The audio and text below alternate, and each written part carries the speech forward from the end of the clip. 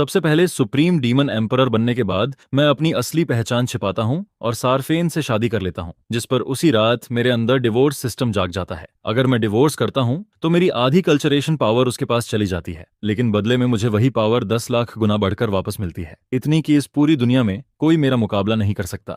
लेकिन जो बात सिस्टम नहीं जानता वह यह है कि मैं पहले ही लगातार लड़ाई और किलिंग से थक चुका हूँ। अब मैं सिर्फ एक शांत और आम जिंदगी जीना चाहता हूँ। इसके बाद 1000 साल गुजर जाते हैं, मेरे 2 बेटियां और एक बेटा होता है और जिंदगी पूरी तरह खुशहाल फील होती है।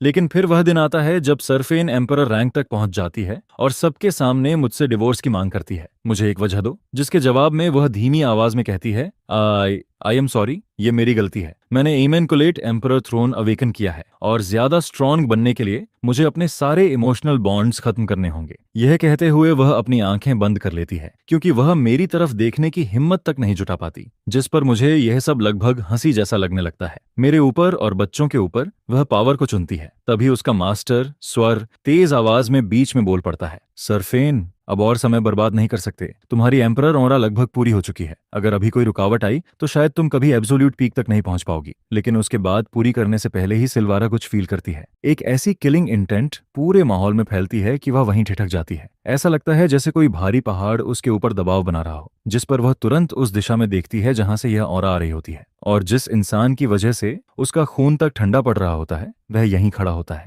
वह मैं हूं, एक ऐसा आदमी जिसने अभी तक एम्परर रैंक भी हासिल नहीं की है। उसी समय साराफीन आगे बढ़ती है और लगभग गिड़गिड़ाते हुए कहती है, प्लीज, मैं तुमसे विनती करती हूँ, इतने साल हमने साथ बिताए हैं, बस मुझे जाने दो। जिस पर मैं उसकी आंखों में सीधा देखता हूँ और अपनी विल सीधे उसकी सोल में भेज देता हूँ। बताओ, क्या कोई तुम्हें मजबूर कर रहा है? यह उसके लिए सच बोलने का आखिरी मौका होता है। सारफेन पूरी तरह शॉक हो जाती है। उसके दिमाग में सिर्फ एक ही ख्याल आता है, उसने grand emperor realm breakthrough कर लिया है, क्योंकि उससे कहीं ज्यादा ताकतवर इंसान ही उसकी सोल सी में इस तरह अपनी विल घुसा सकता है। वह अविश्वास से अपने पति को देखती है, लेकिन अगले ही पल उसकी आंखें फिर से मजबूत हो जाती हैं। कोई नहीं, आई एम सॉरी। यह सुनते ही मेरा चेहरा बर्फ की तरह ठंडा हो जाता है। तो फिर मैं तुम्हें शुभकामनाएं देता हूँ। इसके बाद मैं अपना हाथ उठाता हूँ और हेवेंस बॉन्ड मार्क, जो हमारे बॉन्डेड पार्टनर्स बनने के समय बना था, टुकड़ों में टूट जाता है। तभी सिस्टम की आवाज सुनाई देती है, congratulations player, divorce complete. Sherfane की कल्चरेशन पावर तुम्हारे मुकाबले लगभग ना के बराबर है। तुम्हारी करीब आधी पावर अब उसके पास ट्रांसफर हो रही है और अगले ही पल मेरी आधी कल्चरेशन पावर गायब हो जाती है, जिस पर सरफेन सीधे ग्रैंड एम्परर रियलम के फर्स्ट स्टेज से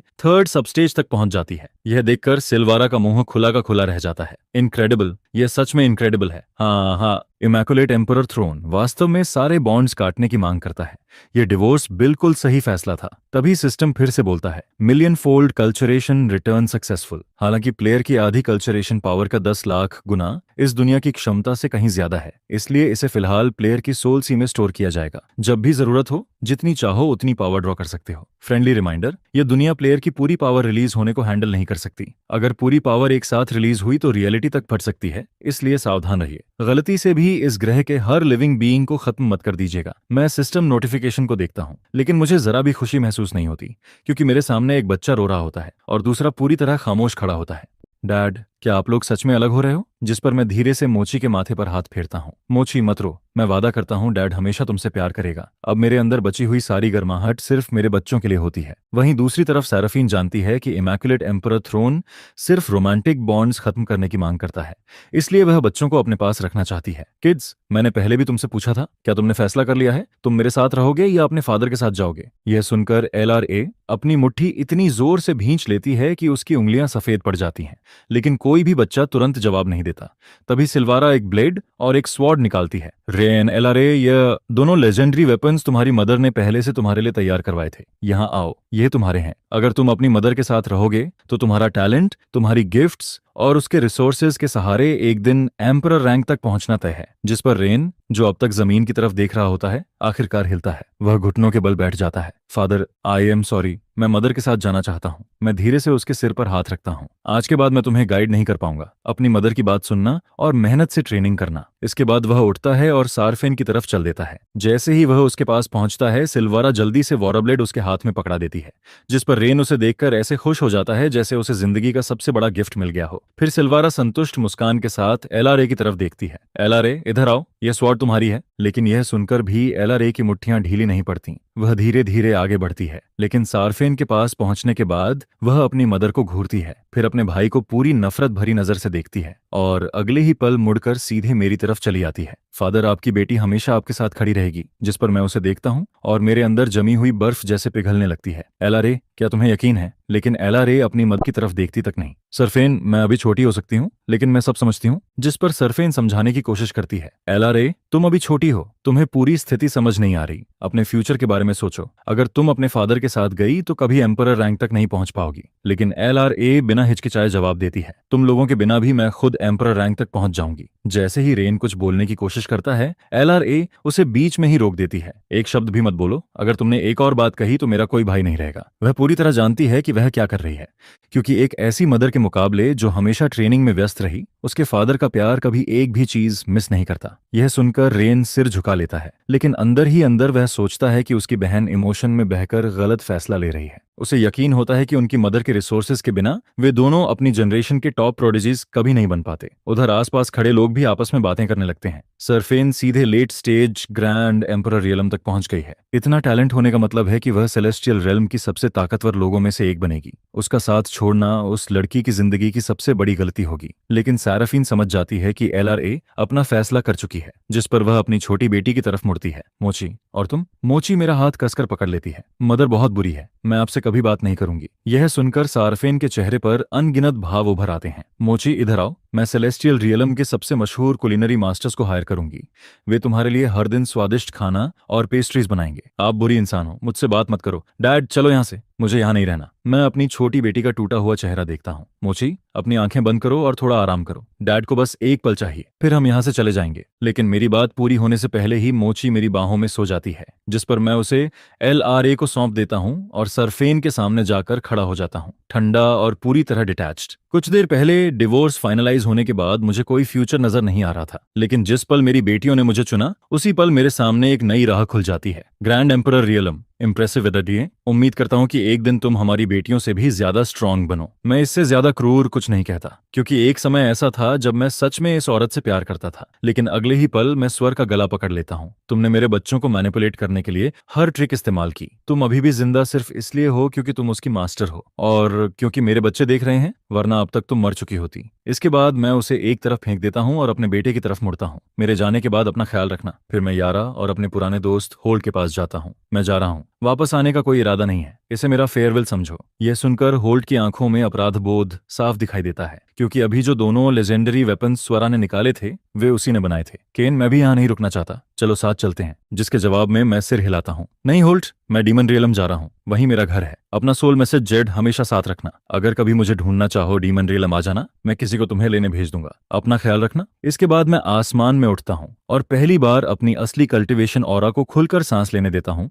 फिर अपनी दोनों बेटियों को साथ लेकर आसमान में दूर निकल जाता हूँ। यह देखकर पूरा क्राउड जम जाता है। वह डीमन रियलम का इंसान है, और सिर्फ डीमन रियलम का नहीं, बल्कि पीक ग्रैंड एम्परर रियलम का एक्सपर्ट है। फिर भी वह इतने सालों से सेलेस्टियल रियलम में रह रहा था, किसी को पता कैसे नहीं चला? यह सुनकर सार्फिन की आंखें फैल जाती हैं। उसे एहसास होता है कि वह पूरे 1000 साल तक धोखे में रही। तभी स्वर बोल पड़ती है। सरफेन, वह आदमी डीमन रियलम से है, तुमने उसे छोड़कर बिल्कुल सही किया। जिस पल उसने तुम्हें late stage grand emperor realm में पहुंचते देखा, उसका ईगो टूट गया, और जब तुम पीक रियलम तक पहुंच जाओगी, तुम्हारी पावर उसे पूरी तरह कुचल देगी। जिस पर सार्फिन हल्का सा सिर हिलाती है। अब उसका टैलेंट उस स्तर तक पहुंच चुका होता है जहां वह डीमन रियलम के पिछले 10 करोड़ सालों में पैदा हुए सबसे ताकतवर डीमन एम्परर के बराबर खड़ी हो सकती है। इसके बाद करीब आधे घंटे बाद मैं अपनी दोनों बेटियों के साथ सेलेस्टियल रियलम और डीमन रियलम की बॉर्डर लाइन पर खड़ा होता हूँ। रामोची, हमारे सामने डीमन रियलम है, क्या तुम दोनों डर रही हो? जिसके जवाब में लरा तुरंत कहती है, डैड हमारे साथ हैं तो हमें किसी चीज से डर नहीं लगता। और फिर मोची भी जल्दी से सिर हिलाती है। बिल्कुल सही, मोची को भी बिल्कुल डर नहीं लगता। यह सुनकर मैं मुस्कुराते हुए दोनों के सिर पर हाथ फेरता हूँ। तुम्हें सच में डरने की जरूरत नहीं है, क्योंकि तुम्हारे डैड बहुत लंबे समय से अनबीटेबल हैं। जिस पर LRA मुझे अजीब नजरों से देखती है। डैड, क्या आप सच में इतने अनबीटेबल हो? आपने तो हमेशा हमें सिखाया है कि दुनिया में हमेशा कोई न कोई हमसे ज्यादा स्ट्रांग होता है और कभी एरोगेंट नहीं बनना चाहिए। जिसके जवाब में मैं हंस पड़ता हूँ। वह रूल तुम लोगों पर लागू होता है, लेकिन तुम्हारे डैड एक्सेप्शन है, क्योंकि मैं वही इंसान हूँ जिसके बारे में बाकी सब लोग बात करते हैं। यह सुनकर LRA अपना मुंह ढककर जोर से हंसने लगती है। डैड, आप सच में बहुत शेमलेस हो। हाँ हाँ हाँ, डैड की बात में थोड़ा लॉजिक तो है, लेकिन सिर्फ थोड़ा सा। मैं अपनी दोनों बेटियों को हंसते हुए देखता हूँ और मेरे अंदर बचा हुआ हर अंधेरा धीरे धीरे गायब होने लगता है। ठीक है, चलो चलते हैं। डैड तुम्हें डीमन रियलम घुमाने ले जा रहे हैं, बुलाता कहते हैं। यह सुनते ही मोची की आंखें चमक उठती हैं। डैड, डीमन रियल में अच्छा खाना बहुत मिलता है क्या? बहुत ज्यादा। और मैं एक पुराने डीमन को जानता हूँ जिसकी कुकिंग पूरी तरह लेजेंडरी है, लेकिन उससे पहले मुझे तुम्हें एक जगह ले जाना है। इसके बाद कुछ ही देर में मैं उन्हें जमीन के काफी नीचे लेकर पहुंच जाता हूँ। डैड, हम कहाँ हैं? ये मेरा पुराना वॉल्ट है, जब मैं डीमन रियलम में रहता था। फिर मैं मुस्कुराते हुए कहता हूँ, रेन को अभी एक लेजेंडरी वॉबलेट मिला है ना? तो अब डैड अपनी वेपन्स तुम दोनों को देने वाले हैं। यह कहते ही मैं अंधेरे की तरफ देखकर आवाज लगाता हूँ, लिटिल शैडो, कहाँ चले गए तुम? मैंने तुम्हें यहीं रुकने को कहा था। मैं इतना इंतजार कर रहा हूँ और तुम्हारा कोई निशान तक नहीं है। इसके बाद मैं एक इनकेंटेशन बोलता हूँ और अगले ही पल लावा के अंदर से एक स्वॉर्ड और काले रंग का आर्मर बाहर निकल आता है। यह ब्लड मिस्ट आर्मर है। जब मैं डीमन रियलम पर रूल करता था तब यही आर्मर पहनता था। अब समय आ गया है कि यह फिर से दिन की रोशनी देखे। अगले ही पल सोर्ड मेरी हथेली में आ जाती है, जिस पर मैं LRA की तरफ मुड़ता हूँ। LRA, इस लेजेंडरी सोर्ड का नाम 9 क्राउन सेलेस्टियल स्लेयर है, लेकिन मुझे इसका असली नाम ज्यादा पसंद है, ग्रज। और आज से यह तुम्हारी है। इसके बाद मैं सोर्ड की तरफ देखता हूँ। ग्रज, यह मेरी बेटी है, मेरे लिए सबसे कीमती। आज से इसकी अच्छी तरह सेवा करना। यह सुनते ही सोर्ड हल्के से कंपन करती है, जैसे उसने मेरी बात मान ली हो। जिस पर मैं मुस्कुराता हूँ। LRA, इसे ले लो। लेकिन LRA तुरंत सिर हिला देती है। डैड, मैं नहीं ले सकती, ये बहुत कीमती है और मेरी कल्चरेशन भी इतनी स्ट्रांग नहीं है कि मैं ऐसी स्वॉर्ड चला सकूं। क्योंकि वह साफ महसूस कर रही होती है कि इस स्वॉर्ड की ऑरा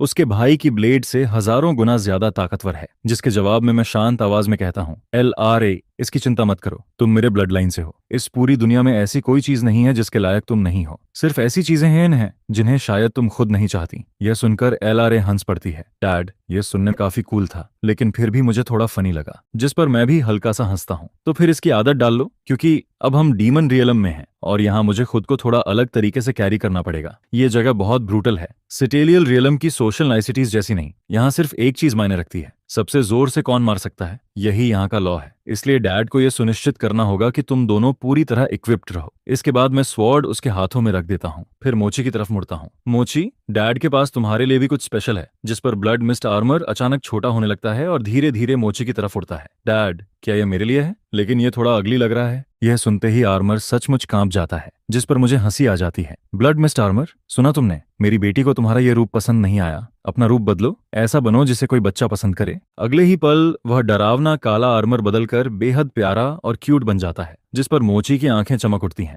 मैं आर्मर को थम्स अप देता हूँ। मोची, अब पसंद आया? मुझे बहुत पसंद आया, सच में बहुत ज्यादा। अच्छा है, अब इसका नया नाम रखो। तुम इससे बात कर सकती हो, इसका कलर बदल सकती हो, इसे इनविजिबल कर सकती हो, छोटा या बड़ा कर सकती हो, जो चाहो कर सकती हो। यह सुनकर मोची हैरान रह जाती है। वाओ, ये इतना सब कर सकता है? ठीक है, मुझे नाम सोचने दो। वह अपनी उंगली मुंह में दबाकर सोचने लगती है और फिर अचानक खुश होकर बोलती है, मिल गया, मैं इसका नाम डोनट रखूंगी। जैसे ही यह नाम रखा जाता है, ब्लड मिस्ट आर्मर ऐसा रिएक्ट करता है जैसे उसकी आत्मा को चोट पहुंच गई हो। जिस पर मैं हंसते हुए उसे थपथपाता हूँ। सुना तुमने, आज से तुम्हारा नाम डोनट है। आर्मर तुरंत सहमति में हिलने लगता है यह भी मान गया। वहीं दूसरी तरफ LRA पूरी तरह चुप हो जाती है। इसके बाद मैं लावा के अंदर हाथ डालकर कई डीमन क्रिस्टल्स निकालता हूँ जो कल्चरेशन के लिए इस्तेमाल होते हैं। लेकिन वॉल्ट छोड़ने से पहले भी मैं सोचता रहता हूँ कि आखिर लिटिल शैडो गया कहाँ। मैंने उसे इस वॉल्ट की रक्षा करने का आदेश दिया था और मेरा इरादा था कि वह मेरी बेटियों की सुरक्षा भी करे, लेकिन उसका कहीं कोई निशान नहीं मिलता। इसके बाद हम अंडरग्राउंड वॉल्ट छोड़ देते हैं और मैं अपनी बेटियों को शैडो वेल सिटी लेकर पहुंचता हूं।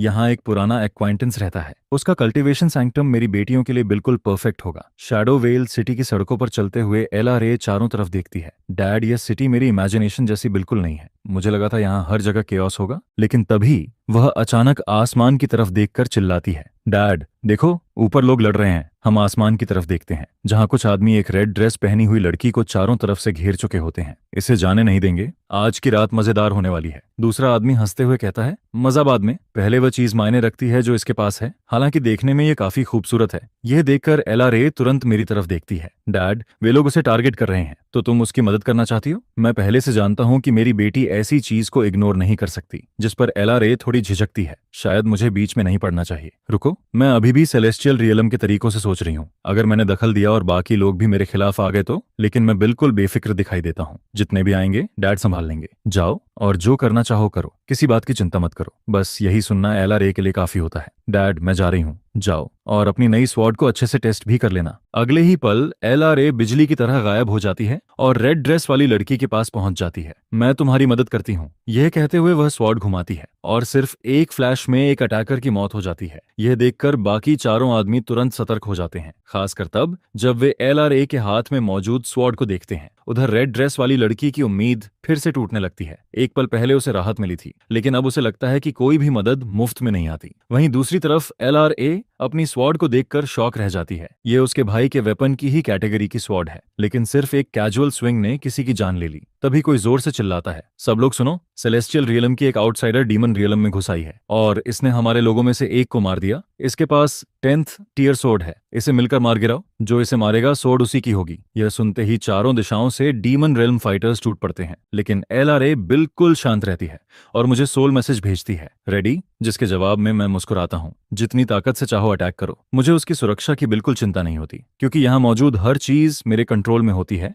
जिस पर एलआरए पूरी ताकत से भीड़ के बीच टूट पड़ती है और रेड ड्रेस वाली लड़की को लोग लगभग भूल ही जाते हैं। वह एलआरए को चारों तरफ से घिरा हुआ देखती है। उसके सामने दो रास्ते होते हैं। अभी भागना सबसे आसान विकल्प है, लेकिन थोड़ी देर सोचने के बाद वह दांत भींचती है और एलआरए के साथ लड़ने का फैसला कर लेती है, जिस पर वह वापस बैटल में कूद पड़ती है। मैं उसे देखकर हल्का सा सिर हिलाता हूँ। बुरा नहीं, इस लड़की में ऑनर है, कम से कम भागी तो नहीं। लेकिन तभी मुझे कुछ अजीब महसूस होता है। रुको, ये लड़की किसी जानी पहचानी इंसान जैसी क्यों लग रही है? मैं आगे सोच ही रहा होता हूँ कि तभी एक ठंडी और खतरनाक आवाज पूरे आसमान में गूंजती है, 10th टियर स्वॉर्ड, आज का दिन सच में भाग्यशाली है। तुम दोनों इसे मुझे सौंप दो। यह सुनते ही बाकी लोग घबरा जाते हैं। बुरा हो गया, वह सीक्रेट किंग रेल्म कल्टिवेटर है, उसके सामने यह सोर्ड पाना हमारे लिए नामुमकिन है। लेकिन अगले ही पल उस बूढ़े आदमी की नजर मुझ पर पड़ती है और उसकी आवाज गले में अटक जाती है, ग्रैंड एम्परर रेल्म। यह जूनियर अंधा था। सीनियर आप जारी रखिए, मैं अभी चला जाता हूँ। लेकिन मैं उसे रोक देता हूँ। रुको, मुझे अभी कुछ सेकंड पहले वाला तुम्हारा घमंडी रवैया काफी पसंद आया था। यह सुनते ही वह बूढ़ा आदमी बिना एक पल गनवाए अपनी दोनों भुजाएं खुद तोड़ देता है। मैं गलत था, कृपया दया कीजिए। जिस पर मैं सिर हिलाता हूँ। अच्छा है, कम से कम जरूरत पड़ने पर समझदारी दिखा लेते हो। धन्यवाद सीनियर, मेरी जान बख्शने के लिए। और अगले ही पल वह गायब हो जाता है। फिर मैं आसमान में मौजूद बाकी फाइटर्स की तरफ देखता हूँ। मेरी चिंता मत करो, तुम लोग जारी रखो। यह सुनकर एलआरए मन ही मन सोचती है, तो ग्रैंड एम्परर रियल फादर होने का एहसास ऐसा होता है। लेकिन उसके आसपास मौजूद फाइटर्स बेवकूफ नहीं होते। वे सभी एक साथ भागने की कोशिश करते हैं।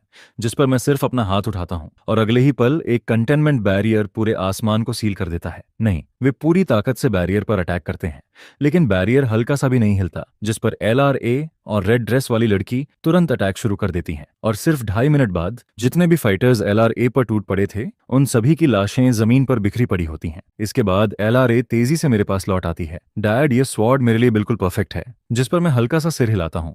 लेकिन उसी समय मेरे दिमाग में एक और बात चल रही होती है। मुझे इसके लिए सही कल्चरेशन टेक्निक ढूंढनी होगी और इसकी पुरानी फाउंडेशन को डेमोनिक एसेंस में बदलना होगा, क्योंकि डेमन रियलम में सेलेस्टियल रियलम की टेक्निक्स इस्तेमाल करना जरूरत से ज्यादा अटेंशन खींचता है। लेकिन तभी वॉइड के अंदर से एक ठंडी आवाज सुनाई देती है। मैंने बहुत दूर से 10th टियर स्वॉर्ड की ऑरा महसूस की थी। पहले लगा शायद मेरा अंदाजा गलत है, लेकिन लगता है मैं सही था। हाँ, आज की यात्रा बेकार नहीं गई। यह सुनते ही मेरे दिमाग में एक पुराना नाम उभर आता है, रेवेनेंट सेक्ट, और उसके साथ एक पुरानी याद भी सामने आ जाती है। मैंने इस सेक्ट के हर ग्रैंड एम्परर को अपने हाथों से खत्म किया था, लेकिन मुश्किल से 1000 साल बाद ही उन्होंने फिर से एक ग्रैंड एम्परर पैदा कर लिया। मेरे लिए तो टाइमिंग काफी अच्छी है। जिस पर सामने वाला आदमी घमंड से मुस्कुराता है। ऐसा है क्या? अगर मुझे सही याद है तो कुछ देर पहले भी किसी ने यही बात कही थी। और आज तक मुझे समझ नहीं आया कि उसने अचानक अपनी दोनों भुजाएं क्यों तोड़ लीं और जान बचाकर क्यों भाग गया। यह सुनते ही रेवेनेंट सेक्ट का कल्टीवेटर गुस्से से भर जाता है। तुम मौत को बुला रहे हो। रेवेनेंट सेक्ट बहुत लंबे समय से शांत बैठी है। दुनिया हमारी ताकत भूल चुकी है और आज मैं तुम्हें इस्तेमाल करके पूरी दुनिया को बताऊंगा कि रेवेनेंट सेक्ट फिर से अपने पीक पर लौट आई है। जिस पर मैं मुस्कुराता हूँ। वाह, सिर्फ मेरी स्वॉर्ड ही नहीं चुरानी है, मेरी डायलॉग भी चुराने लगे हो। लगता है रेवेनेंट सेक्ट को अभी कुछ साल और जमीन के नीचे रहना चाहिए। लेकिन मेरी बात पूरी होने से पहले ही अभी तक मुस्कुरा रहा वह कल्टीवेटर अचानक महसूस करता है कि मेरा हाथ उसके गले पर कस चुका है और चाहे जितनी कोशिश कर ले वह छूट नहीं पाता। नहीं, ये नामुमकिन है। जिस पर मैं शांत आवाज में कहता हूँ, मजेदार बात यह है कि तुम्हारे एंसेस्टर ने भी मरने से पहले यही शब्द कहे थे। लगता है तुम्हारी पूरी ब्लड लाइन बहुत कंसिस्टेंट है। मेरे इतना कहते ही उसके शरीर से भयानक काला धुआं निकलने लगता है और कुछ ही सेकंड में उसका पूरा शरीर काली राख में बदल जाता है। यह देखकर रेड ड्रेस वाली लड़की स्तब्ध रह जाती है। वह क्या था? ऐसी डार्क एनर्जी जिसने मिड स्टेज ग्रैंड एम्परर को एक ही पल में खत्म कर दिया। लेकिन मैं उसकी तरफ ध्यान नहीं देता और वापस मोची के पास आ जाता हूँ। मोची, क्या तुम डर गई थी? जिसके जवाब में मोची गर्व से सिर हिलाती है।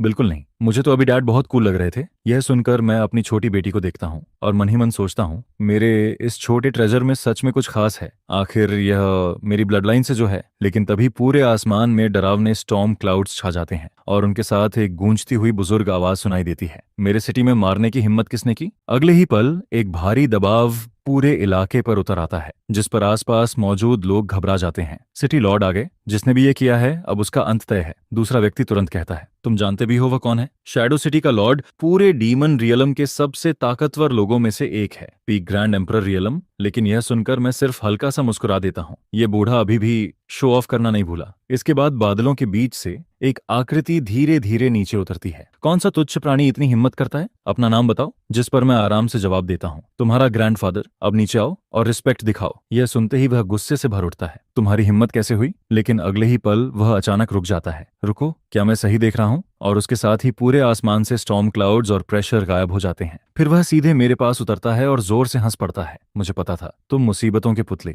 इतने सालों से कहाँ गायब थे? मैं पागलों की तरह तुम्हें ढूंढ रहा था। जिस पर मैं मोची की तरफ इशारा करता हूँ। मोची, यही वह ओल्ड डीमन है जिसके बारे में मैंने बताया था, जिसकी कुकिंग पूरी तरह लेजेंडरी है। यह सुनते ही मोची की आंखें चमक उठती हैं। वहीं ओल्ड डीमन पूरी तरह कंफ्यूज्ड हो जाता है। रुको जरा, ये दोनों तुम्हारी बेटियां हैं? अब समझ आया कि तुम डीमन रियलम में क्यों नहीं मिले। तुम तो इतने साल सेलेस्टियल रियलम में विमेन के पीछे घूम रहे थे। यह सुनते ही मैं उसे एक किक मारता हूँ। लेकिन जेफर बिल्कुल नहीं हिलता, बल्कि उसके चेहरे पर पुरानी यादों वाली मुस्कान आ जाती है। इस बार मैं हमेशा के लिए वापस आया हूँ। मेरे लिए रहने की जगह का इंतजाम कर दो, मैं यहीं बसना चाहता हूँ। यह सुनते ही जेफर उत्साह से उछल पड़ता है। यस यस यस, अब पलटने की कोशिश भी मत करना। तुम्हारे जाने के बाद मेरे पास बात करने के लिए एक भी ढंग का इंसान नहीं था और अब तुम वापस आ गए हो, साथ में इतनी प्यारी और खूबसूरत बेटियां भी लाए हो। अब इस जगह में फिर से जान आ जाएगी। तभी मुझे कुछ याद आता है और मैं आसमान की तरफ देखता हूँ। नीचे आओ। यह सुनते ही रेड ड्रेस वाली लड़की घबरा जाती है, लेकिन अगले ही पल वह मेरे सामने खड़ी होती है और कांप रही होती है। तुम्हारा नाम क्या है? जिसके जवाब में वह झुककर कहती है, इस जूनियर का नाम सेना है। उसका सरनेम सुनते ही मैं तुरंत पहचान जाता हूँ कि वह कौन है। तुम्हारे पास जाने के लिए कोई जगह है? जिस पर वह चुप हो जाती है।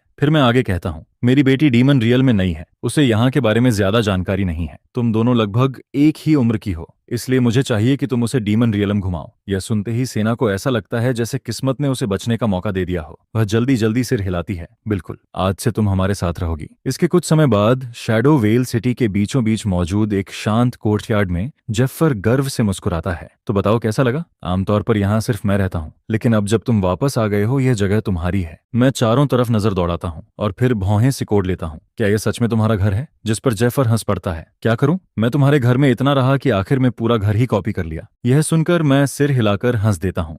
तभी मोची अपना पेट थपथपाती है। डैड, मुझे थोड़ी भूख लगी है। जिस पर मैं जेफर की तरफ देखता हूँ। चलो अब अपना टैलेंट दिखाओ। यह सुनते ही जेफर की आंखें चमक उठती हैं। आखिरकार मेरा मोमेंट आ ही गया। मोची, जेफर अभी इंग्रेडिएंट्स लेकर आता है। अगले ही पल वह गायब हो जाता है और अगले ही सेकंड वापस आसमान में दिखाई देता है। उसके हाथ में एक डीमन बीस्ट होता है जिसका आकार पूरे कोर्टयार्ड जितना बड़ा होता है। उस शाम डिनर के बाद मैं और जेफर साथ बैठकर ड्रिंक कर रहे होते हैं, जिस पर जेफर मुझे घूरते हुए कहता है, यूं स्पेस में मत देखते रहो, बच्चे सो चुके हैं, अब सिर्फ हम दोनों हैं, ड्रिंक करते रहो। मैं धीरे से एक लंबी सांस छोड़ता हूँ, जिस पर जेफर गंभीर हो जाता है। केन, हम एक दूसरे को हजारों नहीं बल्कि दसियों हजार सालों से जानते हैं। मैं पहचान सकता हूँ जब तुम्हारे दिल में कुछ दबा हुआ होता है। तो इन दोनों की मदर तुम्हारे साथ क्यों नहीं आई? मैं उसकी तरफ देखता हूँ लेकिन कुछ नहीं कहता। यह देखकर वह सिर हिलाता है। ठीक है, भूल जाओ कि मैंने पूछा था। आज सिर्फ ड्रिंक करते हैं, हम दोनों पीते रहते हैं। लेकिन कुछ देर बाद मुझे एहसास होता है कि मुझे यह बात किसी से कहनी होगी। मैं गहरी सांस लेता हूँ। उनकी मदर ने मुझे डिवोर्स दे दिया। यह सुनते ही जेफर पूरी तरह जम जाता है। रुको, कोई वुमन तुम्हें डिवोर्स कैसे दे सकती है? इसके बाद मैं उसे पूरी कहानी बताता हूँ, और जब मैं सब खत्म करता हूँ तो मेरे सीने से एक भारी बोझ उतर जाता है। लेकिन जेफर कुछ देर तक चुप रहता है, फिर वह धीरे से कहता है, उस वुमन से ज्यादा फूलिश कोई नहीं हो सकता। उसे अंदाजा भी नहीं कि उसने क्या खोया है। इसके बाद शराब के असर में जेफर थोड़ा आगे झुकता है। केन, हाइपोथेटिकली पूछ रहा हूँ, शायद हूँ, अगर किसी दिन उसे एहसास हो जाए कि वह गलत थी, तो क्या तुम उसे माफ कर सकते हो? आखिर वह तुम्हारे बच्चों की मदर है। मैं उसकी आंखों में सीधा देखता हूँ। तुम मुझे सबसे बेहतर जानते हो। ये सवाल तुम्हें कभी नहीं पूछना चाहिए था।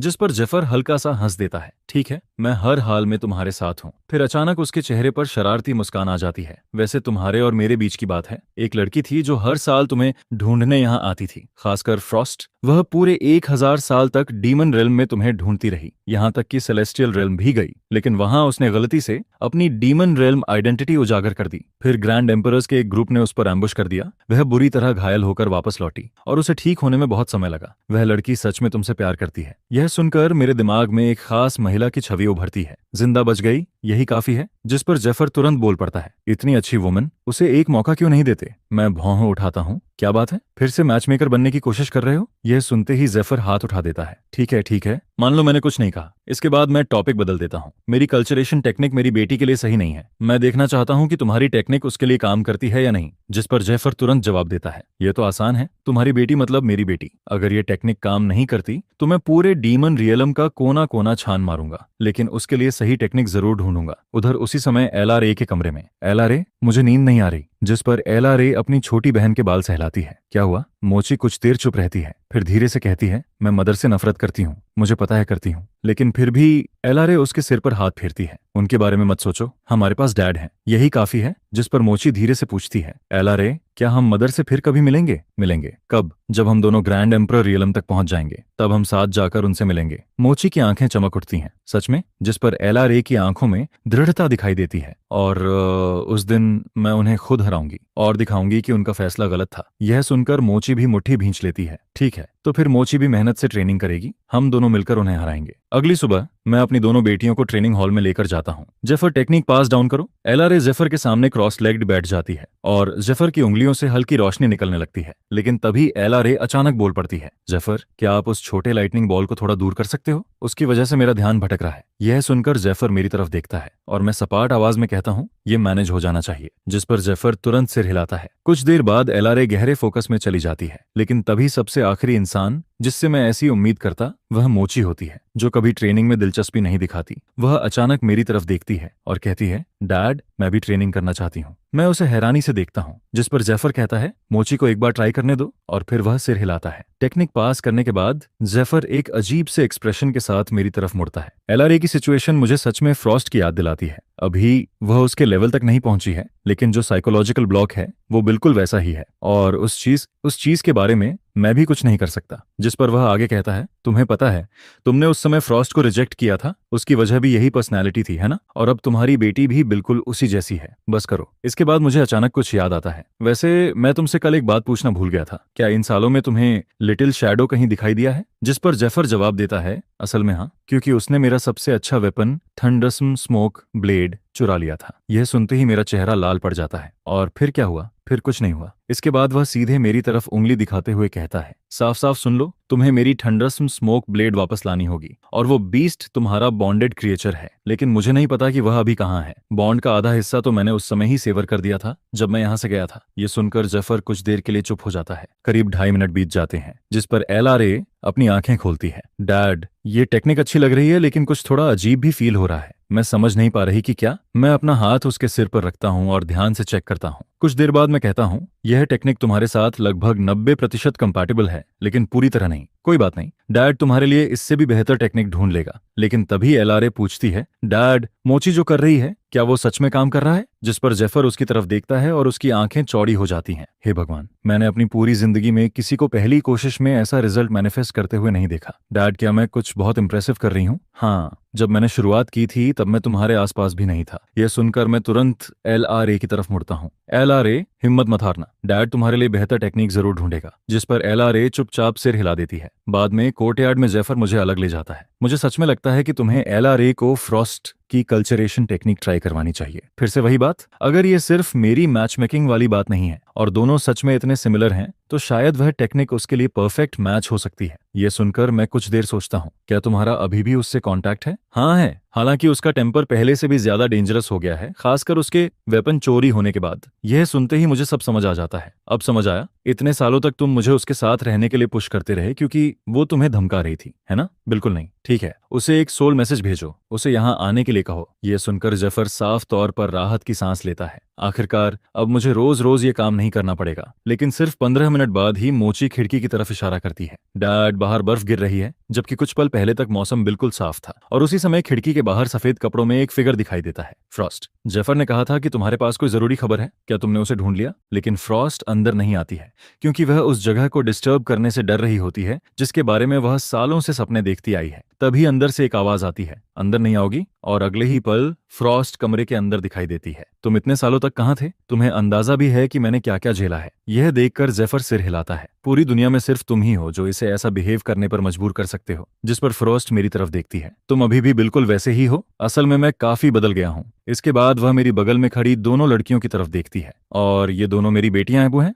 मोची और एलआरए। इन्हें आंट फ्रॉस्ट कहकर बुलाओ। यह सुनते ही फ्रॉस्ट अचानक खून की एक घूंट उगल देती है और मैं साफ तौर पर चौंक जाता हूँ। मैंने उसका इंट्रोडक्शन इस वजह से करवाया था, लेकिन इतना बड़ा रिएक्शन आएगा ये मैंने भी नहीं सोचा था। कमरे का माहौल अचानक बहुत अजीब हो जाता है। एलआरए, मोची को लेकर अपने कमरे में जाओ, ठीक है? जिस पर एलआरए मोची को लेकर वहां से चली जाती है। अब कमरे में सिर्फ हम 3 लोग बचते हैं। जेफर हम दोनों को देखता है। मैं कुछ काम करके आता हूँ, तुम दोनों आराम से बात करो। यह कहकर वह भी निकल जाता है। जिस पर मैं फ्रॉस्ट की तरफ देखता हूँ। तुम ठीक हो? वह अपने होंठों से खून साफ करती है। मैं ठीक हूँ। फिर वह धीरे से पूछती है, तुमने सेलेस्टियल रेल्म में शादी कर ली थी? मैं सिर हिला देता हूँ। दोनों बच्चे बहुत खूबसूरत हैं और बहुत प्यारे भी। आखिर तुम्हारे बच्चे जो हैं। जिस पर जेफर की गैर मौजूदगी में भी वह एक्टिंग जारी रखती है। तो इन बच्चों की माँ कहाँ है? हमारा डिवोर्स हो चुका है। यह सुनते ही फ्रॉस्ट की आंखों में एक्साइटमेंट की चमक भर जाती है। ओह, ये तो बहुत दुख की बात है। लेकिन बड़ी मुश्किल से वह अपनी मुस्कान छुपा पाती है। तो तुम उसके पास वापस नहीं जाओगे? नहीं, टूटा हुआ आईना दोबारा पहले जैसा नहीं बनता। यह सुनकर फ्रॉस्ट तुरंत अपना सिंपैथेटिक मोड ऑन कर लेती है। बिल्कुल सही, एक बार रिलेशनशिप टूट जाए तो वापस पहले जैसा नहीं होता, लेकिन इंसान को आगे बढ़ना पड़ता है। हालांकि अंदर ही अंदर वह सोच रही होती है कि उसे इस बात से कोई फर्क नहीं पड़ता कि उसने पहले किसी और से प्यार किया था। जब तक वह चैप्टर खत्म हो चुका है तब तक सब पॉसिबल है। जिस पर वह आगे पूछती है, तो अब इन दोनों बच्चों के पास कोई मदर फिगर नहीं है, क्या तुमने इनके लिए नई माँ ढूंढने के बारे में सोचा है? उसके होंठों के कोने हल्के से ऊपर उठते हैं। मैं गहरी सांस छोड़ता हूँ। शायद किसी दिन, लेकिन अभी मेरा किसी भी रोमांटिक चीज में बिल्कुल इंटरेस्ट नहीं है। समझ गई, लेकिन जब भी तुम इनके लिए नई माँ ढूंढने का फैसला करो मुझे बताना। मैं किसी को जानती हूँ जो इसके लिए परफेक्ट होगी। यह सुनकर मैं तुरंत टॉपिक बदल देता हूँ। जिस वजह से मैंने जेफर को तुम्हें बुलाने के लिए कहा था वह कुछ और है। मुझे तुम्हारी मदद चाहिए। हमारे बीच इतनी फॉर्मेलिटीज की जरूरत नहीं है। सीधे बोलो। मेरी बड़ी बेटी को डीमन रियलम की कल्चरेशन टेक्निक चाहिए। मैं ऐसी टेक्निक ढूंढ रहा हूँ जो उसके लिए पूरी तरह सूटेबल हो। मैं देखना चाहता था कि क्या तुम्हारी टेक्निक काम करेगी। इतनी सी बात, मैं अभी उसे टेक्निक दे देती हूँ, फिर देखते हैं। यह सुनकर फ्रॉस्ट समझ जाती है कि यह उसके लिए एक मौका है। अगर वह इन दोनों बच्चों का दिल जीत लेती है तो एक दिन ऐसा आएगा जब मेरे पास उसे स्वीकार करने के अलावा कोई ऑप्शन नहीं बचेगा। कुछ देर बाद फ्रॉस्ट एलआरए के कमरे में पहुंचती है। अरे वाह, तुम दोनों क्या कर रही हो? मैं डीमन रेल्म के बारे में सीख रही हूँ। जो भी जानना हो आंट फ्रॉस्ट से पूछ लेना। मुझे इस जगह का हर कोना पता है। Thank you Aunt Frost. अरे, इसकी जरूरत नहीं है। फिर वह मुस्कुराकर कहती है, वैसे तुम्हारे फादर ने मुझसे कहा था कि मैं तुम्हें अपनी कल्चरेशन टेक्निक दूं। जब भी तुम तैयार हो हम शुरू कर सकते हैं। जिस पर एलआरए तुरंत क्रॉस लेग्ड बैठ जाती है। फ्रॉस्ट अपनी उंगली के सिरे पर एक परफेक्ट क्रिस्टल स्नोफ्लेक बनाती है।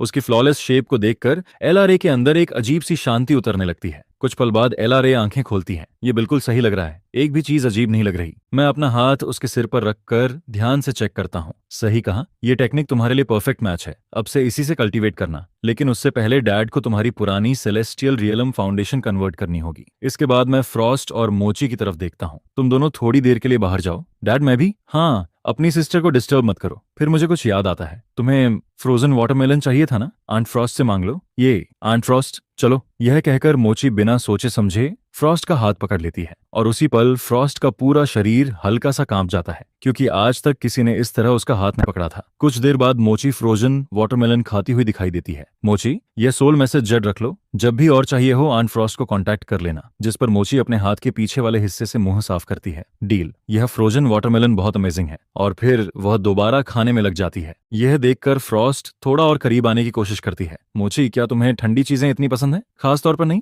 मुझे तो बस टेस्टी चीजें पसंद है। यह सुनते ही फ्रॉस्ट तुरंत नोट कर लेती है, यह बच्ची पूरी तरह फूडी है। मोची, आंट फ्रॉस्ट सबसे अच्छी कुक नहीं है, लेकिन मैं सीख सकती हूँ। अब से मैं तुम्हारे लिए हर तरह की चीजें बनाऊंगी, ठीक है? यह सुनकर फ्रॉस्ट कुछ पल के लिए चौंक जाती है। फिर वह कहती है, तो फिर आंट फ्रॉस्ट तुम्हारे लिए डीमन रियलम की स्पेशल डिशेस लेकर आएगी। डीमन बॉल्स कैसी रहेंगी? उनकी स्मेल ही तुम्हारा दिमाग उड़ा देगी। यह सुनते ही मोची की आंखें चमक उठती हैं। यस आंट फ्रॉस्ट, आज से आप डीमन रियलम में मेरी सेकंड बेस्ट फ्रेंड हो। जिस पर फ्रॉस्ट सिर टेढ़ा करके पूछती है, और फर्स्ट कौन है? ऑब्वियसली जेफर। यह सुनते ही फ्रॉस्ट भड़क उठती है। जेफर, तुम गए काम से। उसी समय बाहर निकल रहा जेफर अचानक अपनी रीढ़ रस में ठंडक फील करता है। इधर आओ। क्या मैंने अब क्या किया? जिस पर फ्रॉस्ट उसे स्टोन पेविलियन की तरफ खींच ले जाती है।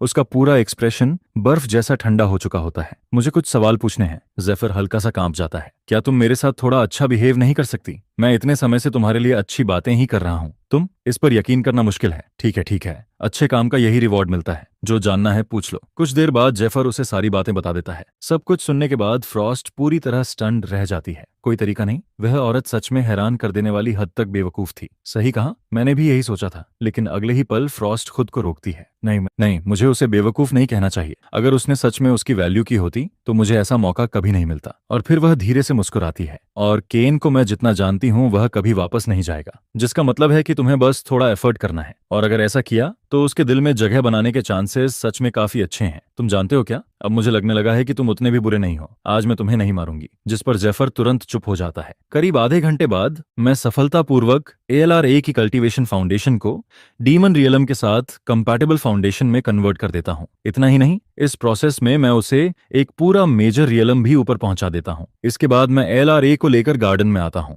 वहां पहुंचकर मैं फ्रॉस्ट और मोची को एक साथ हंसते और खेलते हुए देखता हूँ। जिस पर मैं कुछ पल के लिए रुक जाता हूँ। तुम दोनों की तो काफी अच्छी बन गई। जिस पर फ्रॉस्ट हंसते हुए कहती है, वह क्यूट भी है और स्मार्ट भी। ऐसे में मेरी उससे कैसे नहीं बनेगी? फिर वह तुरंत मोची की तरफ देखती है। मोची, जल्दी अपने डैड को बताओ, डीमन रियलम में तुम्हारा नंबर 1 फ्रेंड कौन है? यह सुनकर मैं और LRA एक दूसरे की तरफ देखते हैं। यह औरत सच में काफी खतरनाक है। लेकिन तभी मेरी सोल मैसेज जेड और स्पेशियल स्टोरेज दोनों एक साथ वाइब्रेशन करने लगते हैं। मैं तुरंत उन्हें निकालता हूँ। मैसेज होल्ड का था, जो सेलेस्टियल रियलम में मेरा पुराना दोस्त है। केन, मैं अब यहाँ और नहीं रह सकता। क्या मैं डीमन रियलम आ सकता हूँ? जिस पर मैं पूछता हूँ, होला हुआ क्या है? जब तुम यहाँ से गए तब सबको पता चल गया कि तुम डीमन रियलम से हो। और क्योंकि सब जानते हैं कि हमारी कितनी अच्छी फ्रेंडशिप है, अब लोग कह रहे हैं कि मैंने सेलेस्टियल रियलम को बेट्रे किया है। उनका कहना है कि डीमन रियलम का स्पाई अंदर लाने वाला मैं था। यह सुनकर मैं शांत आवाज में कहता हूँ, उन्हें मैंने जो कहना है कहने दो। तुमने अपना फैसला कर लिया है, सीधे सेलेस्टियल रियलम और डीमन रियलम की बॉर्डर वॉल तक पहुंचो। फिर मुझे मैसेज भेजना, मैं खुद तुम्हें लेने आऊंगा। डील। फिर होल्ट अचानक कुछ याद करता है। एक बात बताना भूल गया, तुम्हारी फॉर्मर सिस्टर इन लॉ यारा भी मेरे साथ आने की जिद कर रही है। मैं सिर हिला देता हूँ, क्योंकि यारा हमेशा मेरे और बच्चों के साथ अच्छा व्यवहार करती आई थी। सोल मैसेज खत्म होते ही मेरी दोनों बेटियां मेरे पास आ जाती हैं। क्या होल और यारा यहाँ आने वाले हैं? मैं सिर हिलाता हूँ, जिस पर दोनों के चेहरे एक्साइटमेंट से चमक उठते हैं। लेकिन फ्रॉस्ट ये सुनते ही अपनी आंखें सिकोड़ लेती है। परफेक्ट, मैं भी देखना चाहती हूँ कि उस औरत की सिस्टर कैसी है। उधर सेलेस्टियल रियलम के एक भव्य हॉल के अंदर, सेराफिन, क्या तुम चाहती हो कि मैं बच्चों तक कोई मैसेज पहुंचाऊं? जिस पर सेराफिन अपनी आंखें बंद करती है, गहरी सांस लेती है और फिर धीमी आवाज में कहती है, उन्हें बता देना कि उनकी माँ की अपनी जिंदगी है और उनसे कहना कि मुझसे नफरत मत करें। इसके बाद वह कुछ पल रुकती है, और तुम भी अपना ध्यान रखना, जल्दी वापस आना। जितना ज्यादा समय तुम डीमन रियल में रहोगे उतना ज्यादा खतरा होगा। यह सुनकर यारा बिना कुछ कहे वहां से चली जाती है। उसका पूरा मूड पूरी तरह गिर चुका था। अगले दिन होल्ट और यारा दोनों बॉर्डर वॉल पर पहुंच जाते हैं। जिस पर होल्ट सोल मैसेज जेड निकालता है, केन, हम बॉर्डर वॉल तक पहुंच गए हैं, तुम कहां हो? मैसेज भेजने के कुछ समय बाद ही उनके सामने अचानक एक फिगर प्रकट होता है। मुझे देखते ही होल्ट मुस्कुरा देता है। डेमन रियलम में पहली बार आया हूं, बेहतर होगा कि तुम हमें सेफ रखो। मैं हल्का सा हंसता हूं। रिलैक्स, डेमन रियलम में अब कोई तुम्हें छू भी नहीं सकता। चलो, लड़कियां तुम्हारा इंतजार कर रही हैं। कुछ देर बाद मैं सबको वापस कोर्टयार्ड में ले आता हूँ। एक छोटी सी इंट्रोडक्शन के बाद फ्रॉस्ट अचानक मेरी तरफ इशारा करती है। ओह हाँ, मैं अपना इंट्रोडक्शन देना तो भूल ही गई। मैं भी इनकी एडमायर हूँ। यह सुनते ही पूरा माहौल ऑकवर्ड हो जाता है। मैं अविश्वास से फ्रॉस्ट की तरफ देखने लगता हूँ, जिस पर होल्ट हंस पड़ता है। हाँ, लगता है केन यहाँ आकर और भी ज्यादा पॉपुलर हो गया है। लेकिन अगले ही पल होल्ट फ्रॉस्ट को ध्यान से देखने लगता है। रुको जरा, क्या ये वही डीमन रियलम फाइटर नहीं है जिसे एक बार सेलेस्टियल रियलम के कल्टीवेटर्स ने चारों तरफ से घेर लिया था? यह सुनकर मुझे तुरंत समझ आ जाता है कि बात किस तरफ जा रही है। तुम लोग बहुत लंबा सफर तय करके आए हो, जरूर थक गए होगे, पहले थोड़ा आराम कर लो। लेकिन तभी होल्ट अचानक पूछता है, केन, क्या सच में तुम्हारा और सेराफिन का सब खत्म हो चुका है? अगर मैं किसी भी तरह मदद कर सकता हूँ तो पूरी कोशिश करूंगा। आखिर तुम दोनों को मिलाने वाला मैं ही था। मैं सिर हिला देता हूँ। जरूरत नहीं है, जो हो गया उसे जाने दो, ठीक है? जिस पर होल्ट मुस्कुराता है, तो फिर मैं यहीं बस जाऊंगा। वैसे भी मुझे हमेशा से वेपन फोर्जिंग पसंद रही है। बाहरी दुनिया में क्या हो रहा है उससे मुझे कोई फर्क नहीं पड़ता। बस मेरे लिए एक फोर्जिंग रूम बनवा दो, मैं खुश हूँ। फिर उसकी नजर मोची और एलआरए पर जाती है। सबसे जरूरी बात, मुझे तुम्हारी दोनों बेटियां सच में बहुत पसंद हैं। मैं इन्हें हेल्दी तरीके से बड़ा होते देखना चाहता हूँ। यह कहते हुए उसकी आंखों में दर्द की एक झलक गुजरती है, क्योंकि मैं पहले से जानता हूँ कि होल्ट की भी एक बेटी थी, लेकिन वह बहुत छोटी उम्र में ही दुनिया छोड़ गई थी। जिस पर मैं धीरे से कहता हूँ, ठीक है, मैं तुम्हारे लिए फोर्जिंग रूम बनवा दूंगा। तुम डीमन रियल में नए हो, मैं यह भी सुनिश्चित करूंगा कि तुम्हारी पूरी देखभाल हो। होल्ट हंस पड़ता है। मैं सिर्फ फायदा नहीं उठा सकता। जब भी तुम्हें कोई वेपन फोर्स करवाना हो मेरे पास आ जाना, मैं फ्री में करूंगा। मैं भी मुस्कुरा देता हूँ। डील। और यह बात तुमने खुद कही है, मैं इस फ्री लेबर का पूरा फायदा उठाने वाला हूँ। कुछ देर बाद मैं हॉलवे में पहुंचता हूँ। उसी समय यारा एलआरए के कमरे से बाहर निकलती है। केन, क्या मैं तुमसे अकेले में बात कर सकती हूँ? मैं कुछ पल रुकता हूँ और फिर सिर हिला देता हूँ। इसके बाद हम दोनों गार्डन की तरफ बढ़ते हैं, लेकिन फ्रॉस्ट यह सब देख लेती है और तुरंत जेफर की तरफ मुड़ती है। उसकी सिस्टर उससे अलग हो चुकी है, फिर भी वह उसे उसी नाम से क्यों बुला रही है और अकेले में उसके साथ क्यों जा रही है? उसे पता नहीं ये कैसा दिखता है। जिस पर जेफर परेशान होकर कहता है, इतनी बड़ी बात क्या है? वह सालों से उसे इसी नाम से बुलाती आई है। ये आदत अचानक थोड़ी खत्म हो जाएगी। तुम आखिर हो किसकी साइड पर? यह सुनते ही जेफर के माथे पर पसीना आ जाता है। तुम कभी मेरी बात सुनती नहीं हो, इसलिए मैं चुप ही रहता हूँ।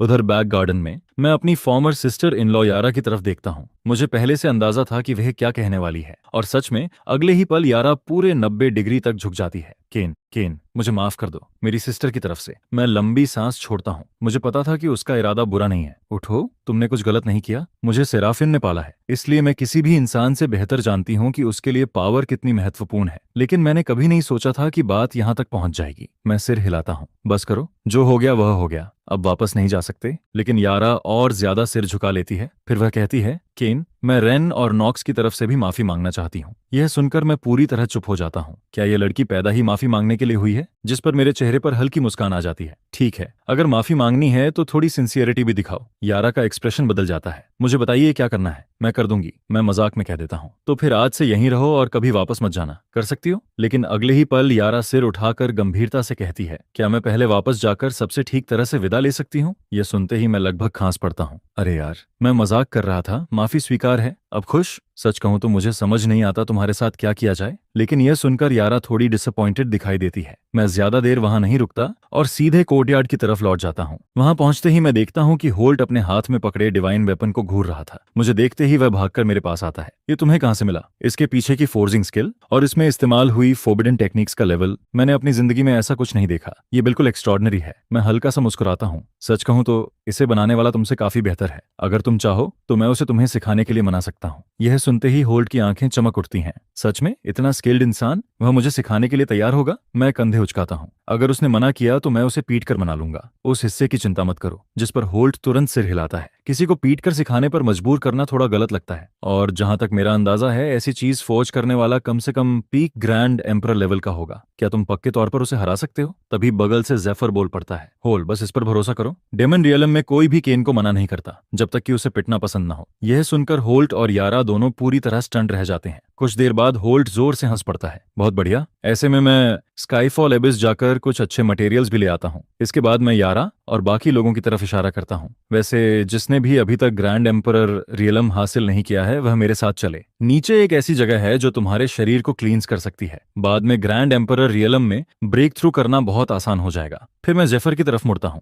जेफर, तुम्हारे पास क्रेग का सोल मैसेज मार्क होना चाहिए। उसे मैसेज भेजो, उसे यहाँ बुलाओ और कहो कि एक फॉर्जिंग रूम बनाने में मदद करे। बोलना ये मेरी रिक्वेस्ट है। जिस पर जेफर तुरंत सिर हिला देता है। इसके बाद मैं चारों को लेकर वहां से निकल जाता हूँ। कुछ समय बाद जेफर सोल मैसेज जेड निकालता है। हे क्रेग, मैं क्रेग बोल रहा हूँ। और फिर से तुम? बहुत बढ़िया, बाय। रुको रुको, क्या इस बार मैं तुम्हें नहीं बुला रहा हूँ? तो फिर कौन बुला रहा? हाँ, रहा है।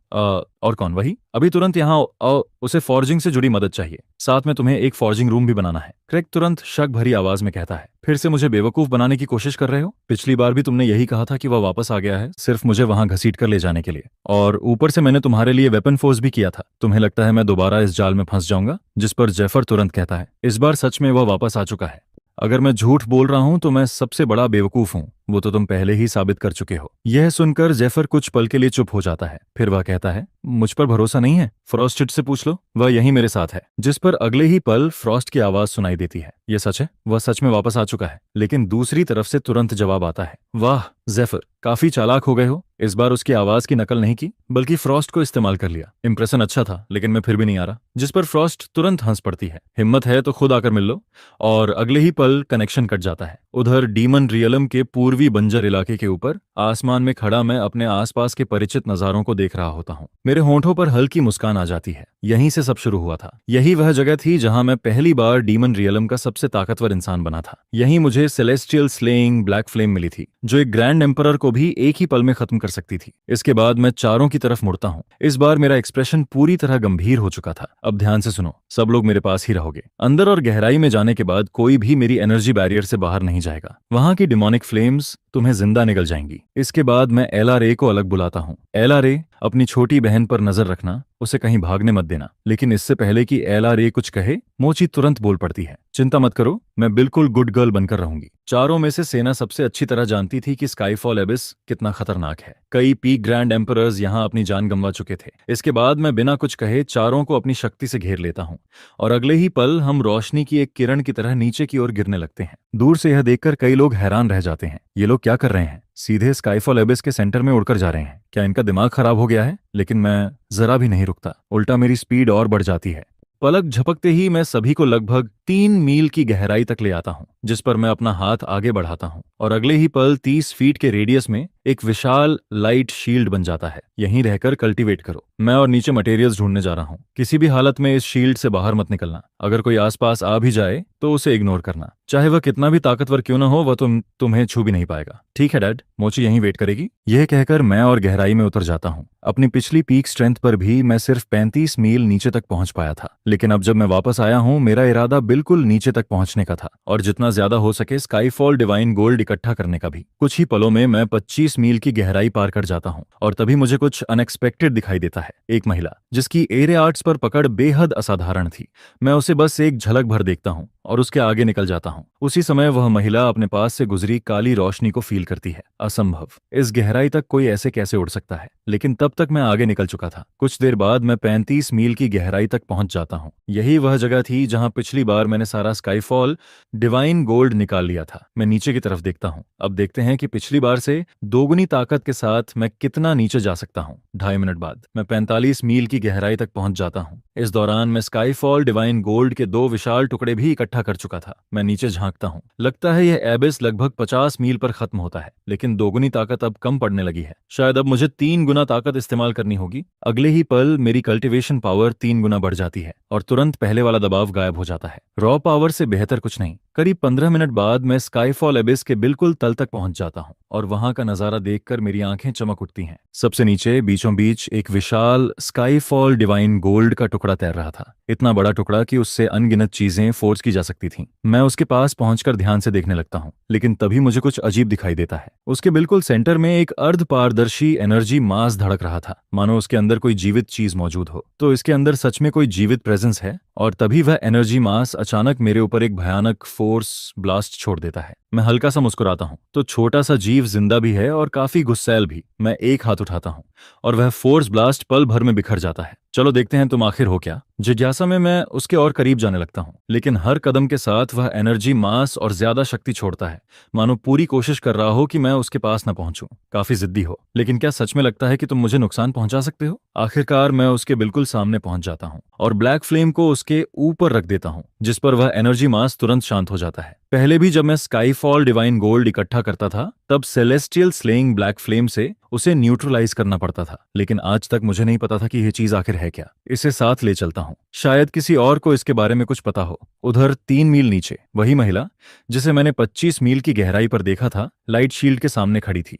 वह उत्सुकता से उसे देख रही थी। यह आखिर है क्या? इतनी कम कल्टीवेशन वाले लोग इसके अंदर जिंदा कैसे हैं? लेकिन तभी उसकी नजर अचानक यारा पर टिक जाती है और अगले ही पल उसकी आंखें चौड़ी हो जाती हैं। रुको, उस लड़की के पास इनेट अरे फिजिक है। चाहे किसी का अरे टैलेंट कितना भी ज्यादा क्यों ना हो, वह इनेट अरे फिजिक की बराबरी नहीं कर सकता। क्या यह शील्ड उसी ने बनाया है? ऐसा टैलेंट अगर स्टूडेंट बन जाए तो वह मेरी सबसे बड़ी लेगेसी होगी। यह सोचकर वह यारा की तरफ बढ़ती है, लेकिन जैसे ही वह करीब आती है उसका एक्सप्रेशन ठंडा हो जाता है। रुको, इसकी एनर्जी तो सेलेस्टियल रेल्म की है। उसी समय यारा अपनी आंखें खोल देती है और सामने खड़ी लाल कपड़ों वाली महिला को देखती है। क्या मैं आपकी मदद कर सकती हूँ? जिस पर महिला तुरंत अपना रवैया बदल देती है। माफ करना, मैंने सेलेस्टियल रियलम की एनर्जी महसूस की, इसलिए कुछ देर के लिए अपना कंट्रोल खो दिया। असल में मैंने तुम्हारे अंदर इनेट अरे फिजिक महसूस किया है और मैं तुम्हें अपना स्टूडेंट बनाने के बारे में सोच रही हूँ। क्या तुम मेरी पूरी एरे लेगेसी इनहेरिट करना चाहोगी? यह कहते हुए वह अपनी एरे आर्ट्स की शक्ति दिखाती है और उसे देखकर यारा पूरी तरह स्तब्ध रह जाती है। सेलेस्टियल रियलम में उसने जितने भी एरे मास्टर्स देखे थे उनके मुकाबले यह महिला आसमान और जमीन का फर्क रखती थी। यारा का दिल तेजी से धड़कने लगता है। आप सीरियस हैं? आप सच में मुझे अपना स्टूडेंट बनाना चाहती हैं? बिल्कुल, लेकिन एक शर्त पर। तुम्हें अपनी मौजूदा कल्टीवेशन छोड़कर डीमन रियलम टेक्निक्स से शुरुआत करनी होगी। यह सुनते ही यारा का चेहरा उतर जाता है,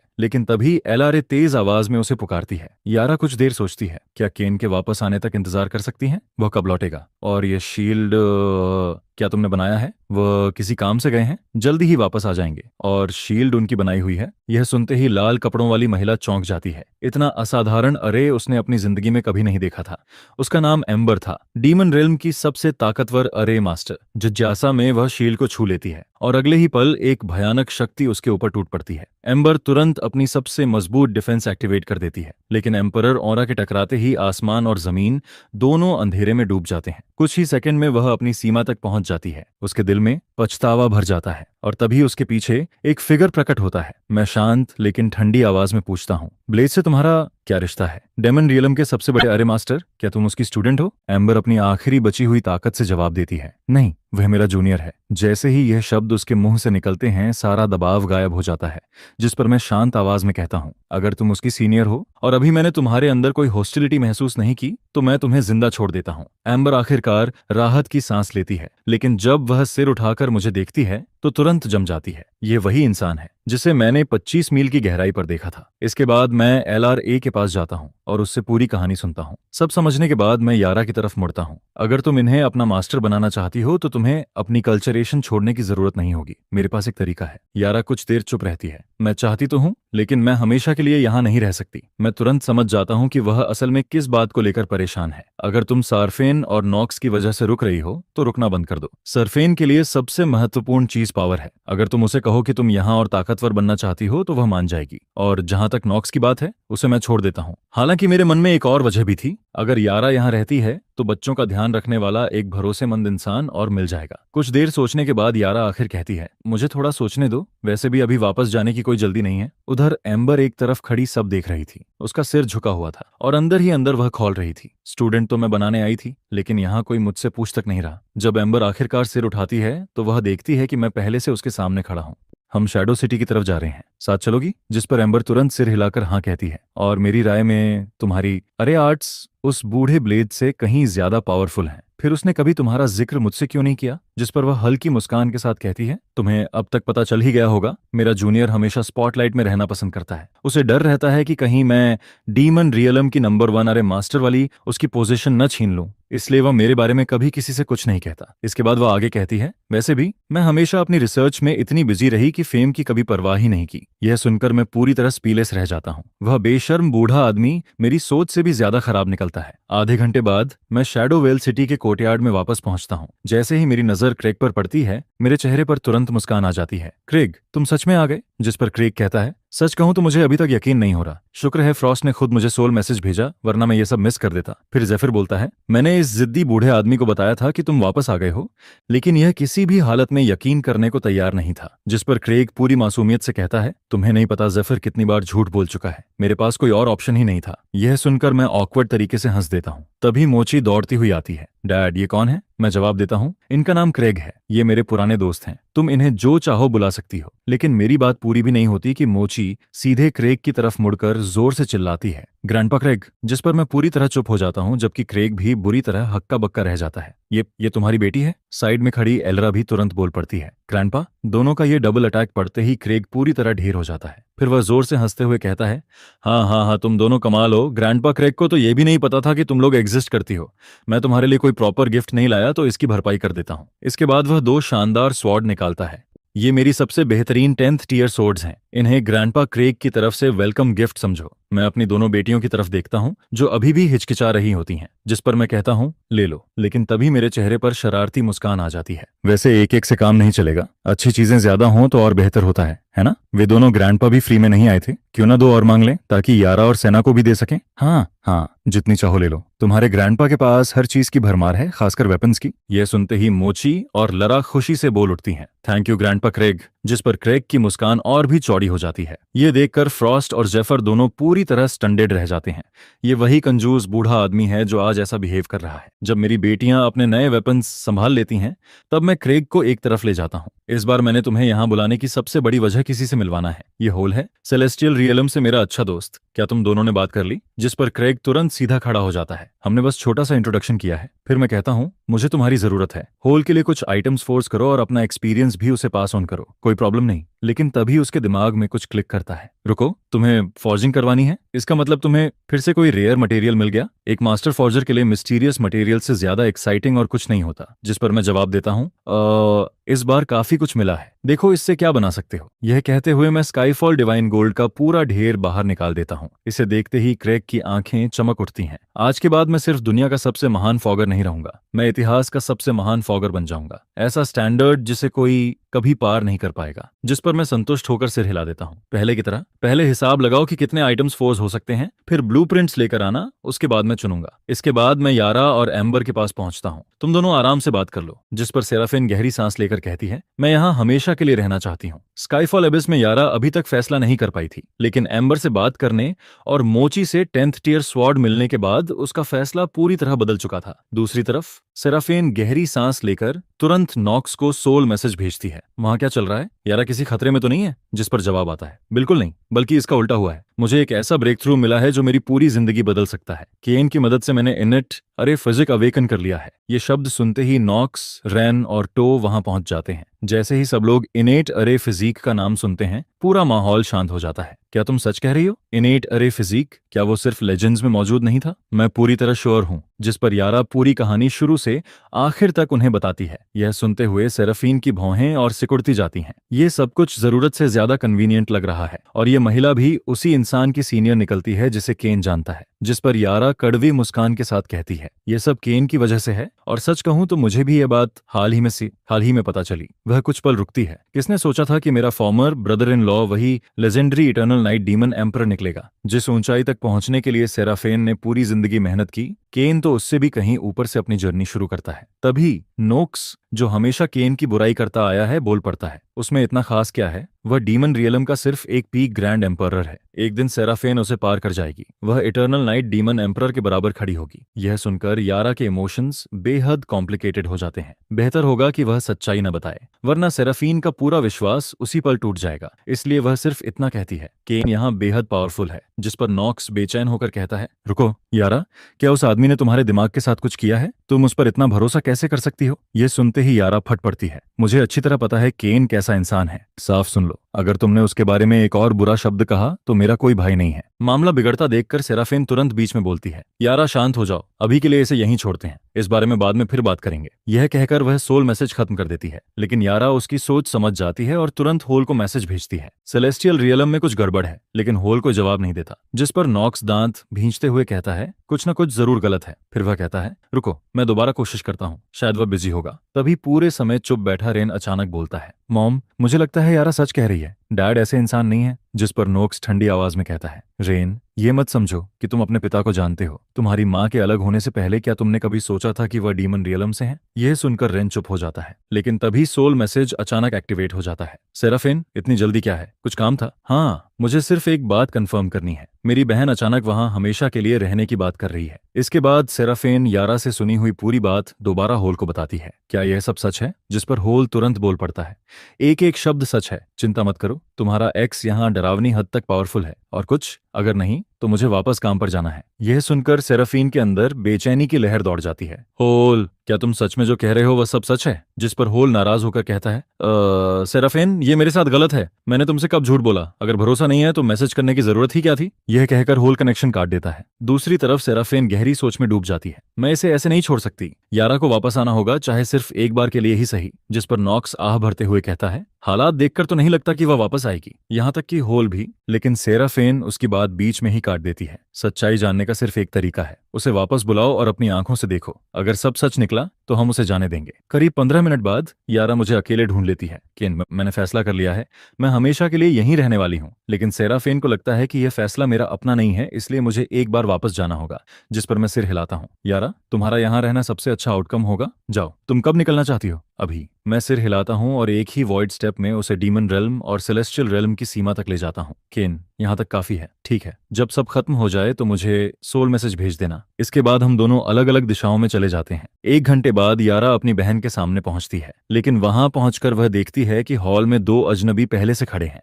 उनमें से एक ऑल्ड्रिच है, सेलेस्टियल रेल्म का नंबर 1 अरे मास्टर, और दूसरा एक पीक ग्रैंड एम्परर है जो सोल कल्टीवेशन में स्पेशलाइज करता है। यह देखकर यारा हल्की सी आह भरती है। उसे पहले से पता चल चुका है कि आगे क्या होने वाला है। सेराफीन, मैं यहाँ सिर्फ ये दिखाने आई हूँ कि मैं पूरी तरह सुरक्षित हूँ और तुम्हें खुद अलविदा कह सकूं। अब जब दोनों काम हो चुके हैं तो मुझे चलना चाहिए। लेकिन सेराफीन उसे रोक देती है। रुको, इससे सिर्फ यह साबित होता है कि तुम सुरक्षित हो, यह साबित नहीं होता कि तुम्हें धोखा नहीं दिया गया। यह सुनते ही यारा के शरीर से एक अजीब सी चमक निकलने लगती है। तो खुद देख लो, ये इन्नेट अरे हाइफन फिजिक है या नहीं। लेकिन उसी समय ऑल्ड्रिच की आंखों में गहरी छिपी हुई लालच साफ दिखाई देती है। वह सिल्वारा की तरफ एक नजर डालता है और सिल्वारा तुरंत उसका इशारा समझकर मुस्कुराते हुए आगे बढ़ती है। जिस पर सिल्वारा मुस्कुराते हुए कहती है, ठीक है, मान लेते हैं कि तुम्हें किसी ने धोखा नहीं दिया, लेकिन क्या अरे आर्ट सीखने के लिए तुम्हें सच में डीमन रेल्म तक जाने की जरूरत है? इसके बाद वह ऑल्ड्रिच की तरफ इशारा करती है। मैं तुम्हारा परिचय करवाती हूँ ऑल्ड्रिच से, जो सेलेस्टियल रेल्म के सबसे महान अरे मास्टर हैं। जिस पर ऑल्ड्रिच घमंड से मुस्कुराता है। सिल्वारा बिल्कुल सही कह रही है, डीमन रेल्म का नंबर 1 अरे मास्टर आखिर है ही क्या? उसे मेरे सामने आने दो, मैं उसे एक कीड़े की तरह कुचल दूंगा। यह सुनकर यारा इस घमंडी और खुद पर फूले हुए ऑल्ड्रिच को घूरने लगती है, जबकि उसके अंदर गुस्से की लहर उठने लगती है।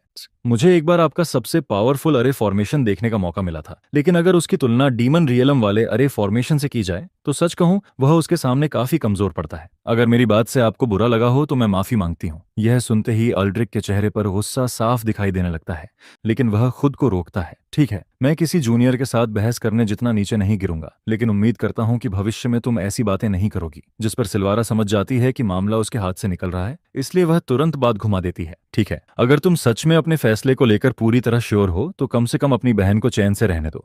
क्यों ना ये एल्डर तुम्हारा सोल रीडिंग कर ले? फिर वह मुस्कुराकर पूछती है, क्या कहती हो? यारा के पास छिपाने के लिए कुछ भी नहीं होता, इसलिए वह बिना किसी हिचकिचाहट के सिर हिला देती है। कर लीजिए। जिस पर वह एल्डर आगे बढ़ता है। उसकी उंगली की नोक पर सुनहरी रोशनी की एक पतली धारा इकट्ठा होने लगती है, जो अगले ही पल सीधे यारा के दिमाग में प्रवेश कर जाती है। कुछ पल बीतते हैं, फिर एल्डर चुपचाप सिल्वारा को एक प्राइवेट सोल मैसेज भेजता है। सिल्वारा, उसकी सोल पूरी तरह साफ है। यह सुनते ही सिल्वारा का चेहरा थोड़ा सख्त हो जाता है। कुछ सेकंड की चुप्पी के बाद उसकी आंखें सिकुड़ जाती हैं। एल्डर, वही करो जो मैंने पहले कहा था। अगले ही पल एल्डर जोर से बोलता है, मैंने कंफर्म कर लिया है, तुम्हारी बहन पर एक खास सोल मैनिपुलेशन टेक्निक इस्तेमाल की गई है। यह सुनते ही यारा सब कुछ समझ जाती है, उसे सिल्वारा ने फंसाया है। जिस पर सिल्वारा तुरंत मौका पकड़ लेती है। मुझे पहले से ही कुछ गलत लग रहा था सेराफेन, हम यारा को डीमन रियलम वापस नहीं जाने दे सकते। सेराफेन की भौहें कसकर सिकुड़ जाती हैं। यारा, मुझे शुरू से ही लग रहा था कि तुम्हारे अंदर कुछ बदल गया है। कुछ समय के लिए सेलेस्टियल रियलम में ही रुक जाओ प्लीज। यह सुनते ही यारा का दिल टूट जाता है। सेराफिन, तुम मेरा दिल तोड़ रही हो? क्या तुम्हें भी मुझ पर भरोसा नहीं है? जिस पर सारा तुरंत बीच में बोल पड़ती है, क्या अपनी बहन से ऐसे बात करते हैं ने? तुम्हें समझना चाहिए कि वह सिर्फ तुम्हारे भले के लिए यह सब कर रही है। यही वह आखिरी बात होती है जो यारा को पूरी तरह भड़का देती है। सिल्वारा, मैं बहुत पहले से तुम्हें बर्दाश्त कर रही हूँ। मेरी बहन और केन के अलग होने में तुम्हारा पूरा हाथ था,